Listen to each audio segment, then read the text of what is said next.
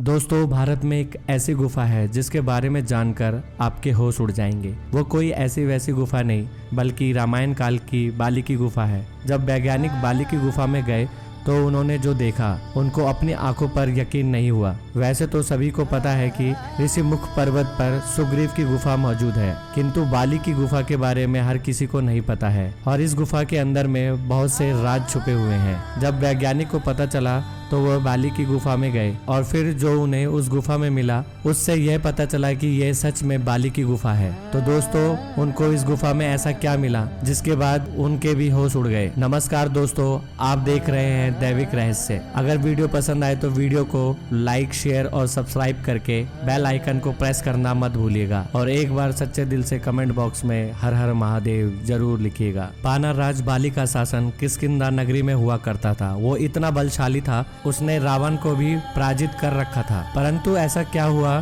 कि उन्हें अपने भाई से ही दुश्मनी हो गई, जिसके पीछे का कारण था वो गुफा जिसे आज हम बाली की गुफा के नाम से जानते हैं। एक बार की बात है जब मायावी नाम के राक्षस ने बाली को युद्ध के लिए ललकारा। बाली उसके पीछे भागा और वह राक्षस भागते भागते एक गुफा के अंदर जा पहुंचा। बाली ने उस गुफा के द्वार पर सुग्रीव को खड़ा किया और उस राक्षस का वध करने के लिए उसने उस गुफा में चला गया। तकरीबन 1 साल बीत चुके थे और बाली उस गुफा के अंदर से नहीं लौटा था। सुग्रीव को बहुत चिंता सता रही थी, परंतु उसने देखा कि गुफा के अंदर से तो खून बाहर आ रहा है। उसे लगा कि बाली की युद्ध में मृत्यु हो गई है, इसलिए उसने बहुत बड़ा पत्थर लिया और उस गुफा के मुख पर लगा दिया। परंतु वो सच से अनजान था। दरअसल वो गुफा बहुत लंबी थी कि उसको उस राक्षस को ढूंढने में बाली को 1 साल लग गए और 1 साल बाद उसने उस मायावी राक्षस का वध कर दिया। परंतु जब वो उस गुफा के द्वार पर पहुंचा तो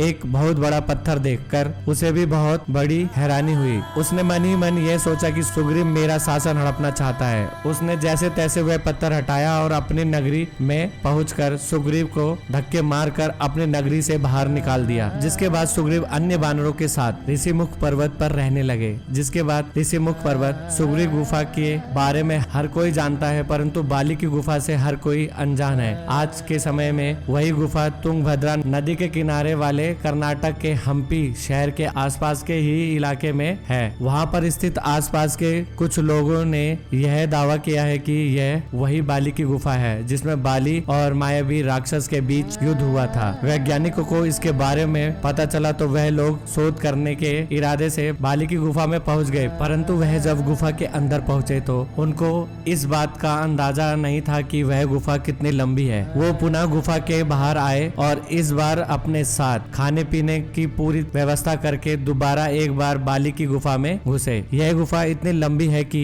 बाली को भी उस मायावी राक्षस को ढूंढने में पूरे 1 साल लग गए थे, परंतु वह गुफा के अंदर धीरे धीरे चलते जा रहे थे। उन्हें बस ऐसा कुछ प्रमाण चाहिए था जिससे यह सिद्ध हो सके कि यह सच में बाली की गुफा है। वह लोग 2-3 दिन तक उस गुफा में विचरण और शोध करते रहे, परंतु उनके हाथ कुछ भी नहीं लगा। परंतु ठीक 3 दिन बाद उन्हें अंदर से एक विशालकाय नाखून मिला। वह नाखून कोई सामान्य नाखून नहीं था और ना ही किसी जानवर का नाखून था। वह सभी हैरान थे कि आखिर यह किस प्रजाति का नाखून है जिसे शोध के लिए भेज दिया गया। जब वैज्ञानिक गुफा के और अंदर पहुंचे तो उन्होंने वहां पर जो देखा उन सभी के होश उड़ गए। दरअसल उस गुफा के अंत में एक अलग ही भाषा में कुछ लिखा हुआ था जो किसी के भी समझ में नहीं आ रहा था, परंतु वैज्ञानिक ने उस पर शोध किया तो पता चला कि यह लिखावट तकरीबन 5 से 6 हजार साल पुरानी है। वानर नाम की प्रजाति पहले इस तरह की